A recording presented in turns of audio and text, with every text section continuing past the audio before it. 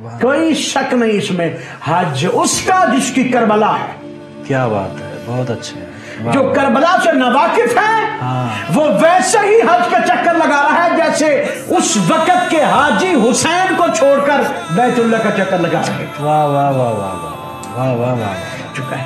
کیوں حج کا احرام عمرے میں تبدیل کر کے بیت اللہ کو بیت اللہ کے لیے چھوڑنا پڑا؟ حسین اپنے لیے کچھ نہیں چھوڑا۔ حسین اگر حج بیت اللہ کو چھوڑا تو حج بیت اللہ کی خاطر جو آج تک ہو رہا ہے، آج ہوا ہے، جس کی وجہ سے آج باقی ہے۔ اور یہ کہا میرے مولا نے، میں آ رہا ہوں اس کی طرف، پھر چلیں گے کوفہ میں۔ ماشاءاللہ 8 ذی الحج کو ادھر مسلم بن عقیل پہنچ چکے تھے، اس سے پہلے یہاں پہ مولا پہنچ چکے تھے۔ امام کو خبر مل چکی تھی آج کے دن سے پہلے کہ 300 سے زیادہ۔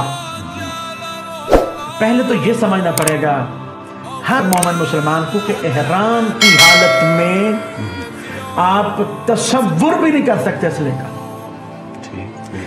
صابن سے نہانا جائز نہیں ہے، کوئی ایسی چیز اپنے پاس ساتھ نہیں رکھ سکتے۔ آپ احرام کی حالت میں کچھ بھی نہیں مار سکتے، سر سے جو نکلی ہے وہ بھی نہیں مار سکتے آپ۔ جو مکھی مچھر کچھ بھی ہو آپ اسے ماریں گے تو آپ کو فرق ہو، کیونکہ آپ احرام حرم خدا میں، حرم خدا میں کچھ مار نہیں سکتے۔ حرم خدا میں احرام کی حالت میں اس ملعون نے تلواریں دے کر بھیجا کہ محمد کے بیٹے کو وہاں پہ قتل کر دو۔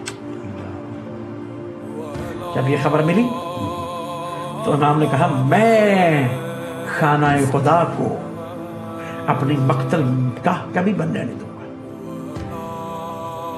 ساری زندگی لوگ کہتے رہیں گے وہ کعبہ جہاں پہ حسین قتل ہوئے تھے، ایسا نہیں ہوگا۔ ساری خبر مل چکی تھی۔ حج کے احرام کو عمرے کے احرام میں تبدیل کر کے عمرہ مکمل کرنے کے بعد ایک دو جملہ کیا کہتا ہوں، خانہ کعبہ کو چھوڑا۔ آج تو وہاں پہ نظام اور ہے، وہ اور دور تھا، دور تک خانہ کعبہ نظر آتا تھا۔ تھوڑا دور جا کر خانہ کعبہ کو دیکھ کر خانہ کعبہ کو مخاطب کر کے کہا اے بیت اللہ، تیرا حج چھوڑ کر تیری ہی حرمت بچانے جا رہا۔ اور بڑے بڑے علماء نے اس بات کو لکھا جو میں پڑھ رہا ہوں۔ اے بیت اللہ، تیرا حج چھوڑ کر تیری ہی حرمت بچانے جا رہا ہوں۔ میں حسین ابن علی یہ وعدہ کرتا ہوں، جب تیری عزت حرمت فضیلت بچا کر حسین کربلا کو معلّہ بنا کر سو جائے گا، جو تیرے حج کو آئے گا اسے ایک حج کا ثواب ملے گا۔